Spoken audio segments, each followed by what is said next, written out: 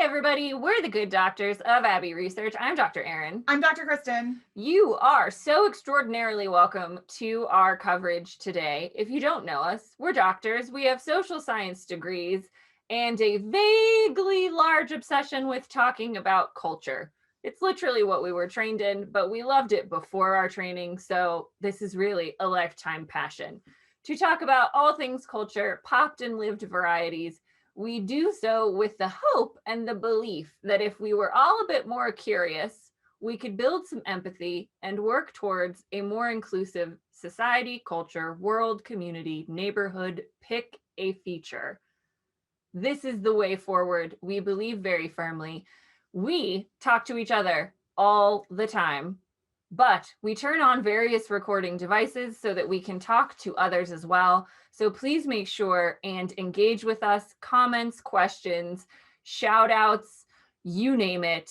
Please engage, like, subscribe, share, tell your friends, tell your dog if they like podcasts or watch YouTube videos on the television. We take all kinds of visitors and subscribers, so please make sure you join the conversation so we can chat with you as well. This video is part of our ongoing coverage of Marvel and Disney, because they're the same thing, show The Falcon and the Winter Soldier, which debuted in the first season of what I hope is many in May of 2021. We are talking about this for a host of reasons, including that it's about a brainwashed amputee and a Black man in America trying to figure out how to live post-snap. And we find that utterly fascinating because even though the snap did not happen in our world, COVID certainly did. And in terms of global trauma, there's a lot to talk about here in the light of Bucky and Sam and Dollar Store Cap's journey. Yeah. Now, we come at this from very different perspectives. We both are Marvel fangirls. I am a giant, massive, I spend a lot of my time in online fandom. Dr. Erin really enjoys it. And that's not to disparage her in any way, shape, or form. That is simply to acknowledge the different levels of thought process and how much of my life I dedicate to thinking about these fictional characters. I've read some comics, I dive into the Easter eggs and the backstories, and I read the analysis articles, and I love all of it. And we were actually asked to do this by our YouTube subscribers, and which I really love because when we first watched this show, we were just doing it for funsies. Yeah. And so we actually got, I think, some richer stuff out of it than if we had watched it entirely to analyze. Oh, for sure. It was really cool to be able to marinate on this a little bit too. We're talking about it about 3 months after it aired, which is really exciting. And or about 2 months after it aired. And so we have some time to think, which we really, really appreciate. So today's episode is covering episode 3, The Power Broker, which from our understanding of the narrative arc of this is the first episode where they really had to start chopping and changing in light of COVID. Their production was halted both in Eastern Europe and in Atlanta, where they filmed all the American scenes. I think they were I can't remember, it was an Eastern European country. I want to say. Was it Romania? Romania, possibly Estonia. One of the two, maybe both. But they had to pause. And so there's a lot of stuff in this episode that does not make any sense. Yeah. Is out of character even for our characters.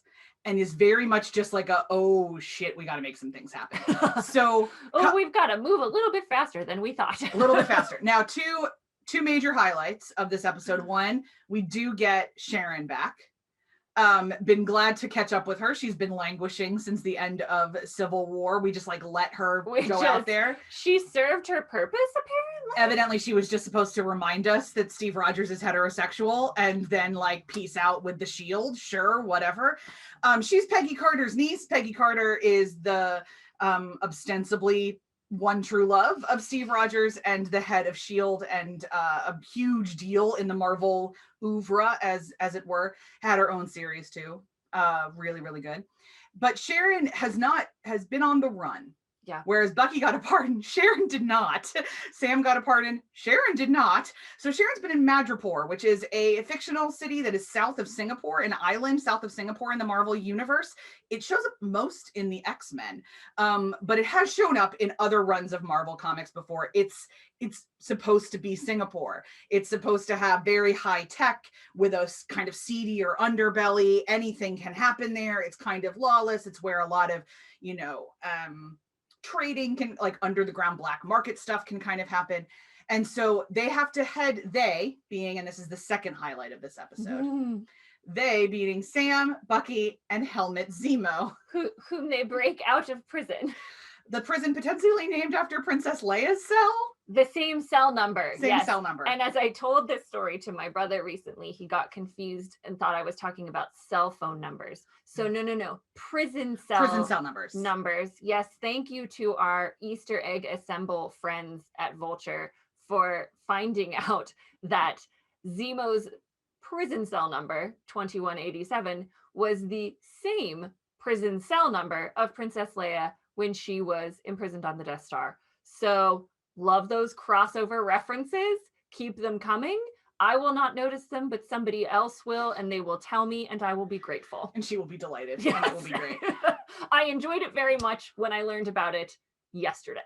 So Zemo is, in my mind, the best villain of the entire Marvel Cinematic Universe. For sure. Everybody else, followed up by Obadiah Stane, who is my favorite Tony nemesis, particularly. But Helmut Zemo beats them with his brain, which is always more fascinating to me than anything else. Good. And my God, Helmut Zemo. So he shows back up. Bucky knows exactly who he is. Sam knows exactly who he is. And yet. Boy. So they make a whole lot of choices and they bring him along. He ends up in Madripoor. The scene of Daniel Bruhl dancing as Helmut Zemo is a joy factory. Feel free. I love Daniel Bruhl as an actor. If you have not seen him in the movie Rush with Chris Hemsworth, please fix that. He is an excellent actor. So in Madripoor, they get into some trouble because Sam doesn't turn off his cell phone. This feels wildly out of character. Whatever. They also, at some point, just let Zemo go. They're like, they're looking for the flag smashers in Romania, somewhere in Europe, Latvia. I don't remember. Latvia, that sounds familiar. Because Latveria is Dr. Doom's fictional one. So Latvia. Right. They're looking for the flag smashers. They've joined up with Helmut Zemo. And they're like, okay, let's spread out. We're at Flag Smasher headquarters. See if we can find them. Zemo, you go off on your own. Who just... No. Even better. They use one set of handcuffs to handcuff him to a water boiler. Oh, that was later. That was later. Oh, that's right. That's the second time. Oh my God. That's the second time. That was Locale Cap did that. That was Locale Cap did that. Yeah, no, they let him just wander around. They just let him wander around and he starts paying off kids with Turkish delights to get. That's right. I forgot about that. And then he disappears, but then he shows up later. But anyway, why? And then they're wandering around too and just calling out people's names. I just kept screaming, were you not Avengers? Bucky, were you not a world-class assassin? What's happening? I was Sam, I understand you didn't have a lead role in the Avengers. But you were in the paratroopers. Buddy, you were there. You had some service. What are you doing? This is amateur hour at the Copacabana. This is Avengers 101. This is page 1 of the book. Turn off your cell phone when you're on an undercover operation, Sam. So that happens in Madripoor, and they find Sharon. They're trying to find this power broker. They're trying to find the serum. They've learned about the serum, right? So they learn about the serum in this episode. They find the guy who manufactured it, and there are 20 vials. In Madripoor, they find the scientist who manufactured new doses of the super serum, 20 vials of it.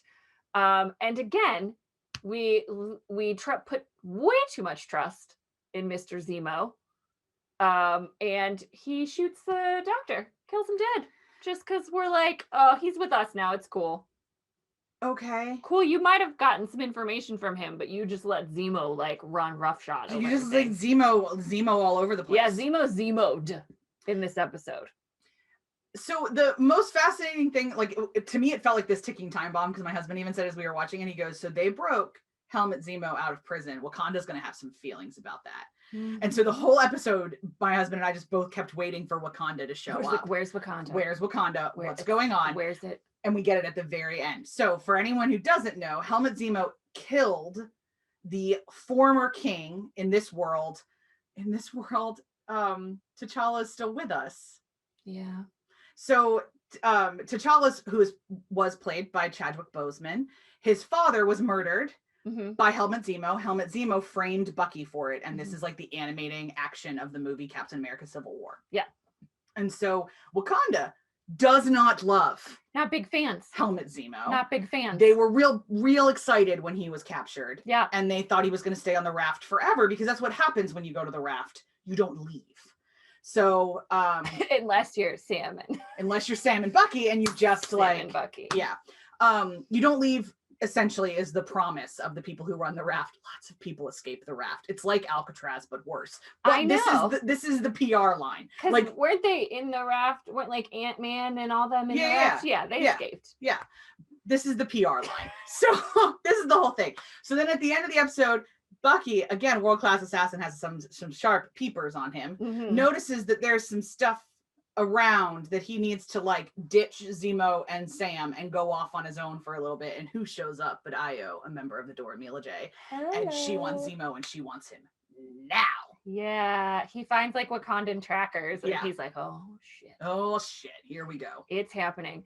So that's gonna be a really exciting throwing Susan into the mix there. We're excited always to see Wakandans and to see what happens with that. We also do need to talk about the radical sharp turn that Dollar Store Cap takes in this. Oh yeah, because we meet him in episode 2. Really, they kind of explore bits of John Walker, and we learn why he wanted to be Captain America and all that jazz.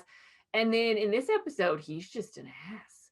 And he's real like angry and hostile, and doesn't really make sense how he jumps that quickly into his possibly megalomaniac tendencies. Like, we get real strong hints of it. And again, that was a big indicator to us that there were some things that were a COVID casualty, because spending 20 minutes in episode 2 on Isaiah Bradley's conversation with Bucky and Sam was like, we're going to take our time with this. And then a bunch of things in this episode just felt like jammed together, sped up, and like shot out of a cannon, which is a bit how we felt about John Walker. He was messy for me after this. Sort of towards the end, we get a bit more like, we're going to take our time with John Walker and unpack some of this. But for the middle episodes, we just get like angry, power hungry, crazy person real quick. Yeah, and I think he's known as Agent USA, essentially Agent America. US Agent is his comic book name at one point in one of the runs. And so this is where like my comic knowledge kind of protected me from even noticing that big character shift, because I was just like, oh, but we have to get to him being a megalomaniac. Yeah. So like, okay, he's got to get there. What I didn't understand is why we spent so much time with him in episode 2. This is why it's COVID casualty to me. We spent a ton of time with him in episode 2, making him super, super corn-fed American. Yeah. And like, hey, he's a good guy. He's all this kind of stuff. And all it showed to me is that, again, that this much absolute power corrupts absolutely. He's not actually a good man. He was an adequate man. He was an average man. He was just a good man, but not like one of the best. And you give him too much power and that's it. Yeah. And I think, obviously, whenever you're listening to this, the show has been on Disney Plus for a while. So spoilers all over the show. But obviously, this is setting up what we talked about in episodes 1 and 2, and what the super serum does, and how it magnifies elements of your personality, dominant elements of your personality. And so we weren't sure. Obviously, we didn't know he was going to get some of the serum in episode 2. But like, looking back on it now that we know that he does, you can see they were probably going to direct him towards that power hungriness a little bit slower. And then it just jumped really quickly. The COVID, it had to jump quickly, but they had to get to a position so by later in the series, when he does get his paws on some serum, we know that it's not going to go well. And spoiler, it doesn't go well. No. It doesn't go well. No. And then Julia Louis-Dreyfus shows up, and we'll get to that in a couple episodes. That was I loved that so much. For episode 3, there's a lot of good action sequences in this. Emily Van Camp is mysterious and on the phone with somebody at the end of it. No idea where Sharon's allies lie. She clearly is over the Avengers. And over the idea of America. Yeah, pretty intensely. She is, and we get the introduction of this a person of the power broker as a person who can help find the information that our illustrious trio is looking for. And Sharon knows the power broker, has contact with the power broker. We're not sure, but is the power broker. Is the power broker. What I think. Yep. But at this point, she's talking about the power broker as a separate entity. Separate entity, and whatever she's doing, she's got a lot of power, and she's not keen to give it up anytime soon. And she's pulling some strings with these lads, and we don't know what it is. So it left us on a little bit of a knife edge. Even though the episode wasn't one of our favorites, there was still some interesting machinations and plot movements that happened. The Flag Smashers continue to get more complicated in episodes 2 and 3, and this we also think is maybe a COVID thing of that there are the Flag Smashers, just like most anti-government movements, have good points. Yeah, and they do, like, they're kind of Robin Hoods. Yeah. In a sense, in that they are kind of going around and stealing all of these supplies that aren't getting to people who've been displaced by the re-snap, second snap, unsnap, the unblip. I can't remember what they call it. The second snap. Yeah, the return, the great return, whatever it's called, after the snap period.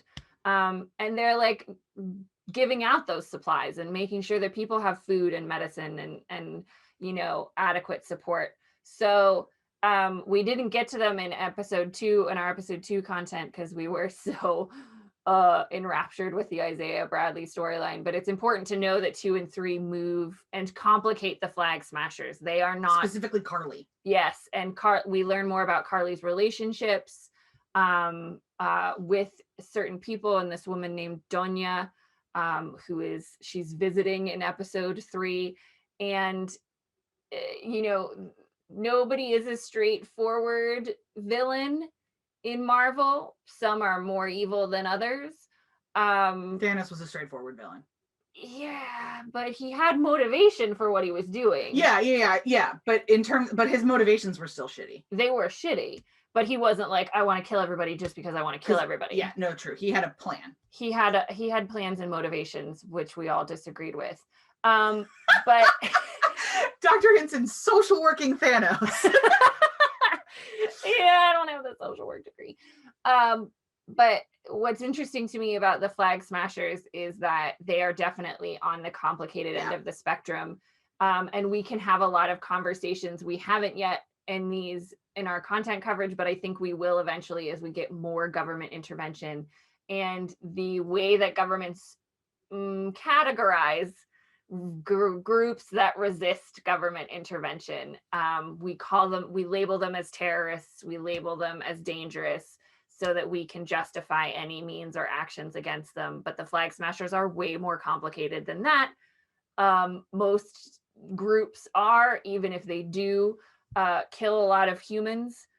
Which at this point the Flag Smashers have not done. Yeah, but you cannot disassociate political motivations from groups like this. No. And as we learn more about what is motivating and animating the Flag Smashers, it is very, very interesting. I liked Carly as a character. I like her development through the series. So I enjoy as we get more of her throughout these couple of episodes.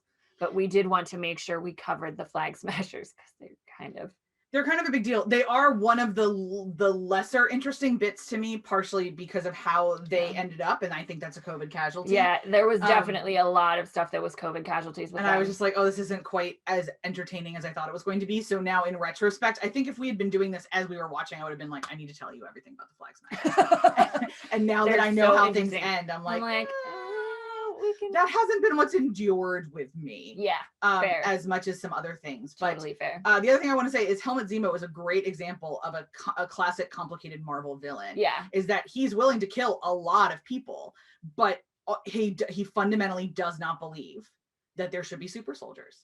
So really, all he's trying to kill are super soldiers and people that are aiding and abetting the continuation of super soldiers. Yeah. And fascinating motives. I mean, if my country had been elevated into the sky and then exploded and my whole family died, I might also think super soldiers weren't such a great thing. Like, he comes by it honestly. There's a lot of trauma in Helmet Zemo. We don't really unpack in this episode, but he comes by his trauma honestly, whether we agree with his tactics. And that to me is always a much more fun villain origin story than Mysterio's, which was Tony Stark was mean to me. So I really like the more complicated origin stories in some way, shape, or form. Which is one of the reasons that the complicated ones are my favorite villains.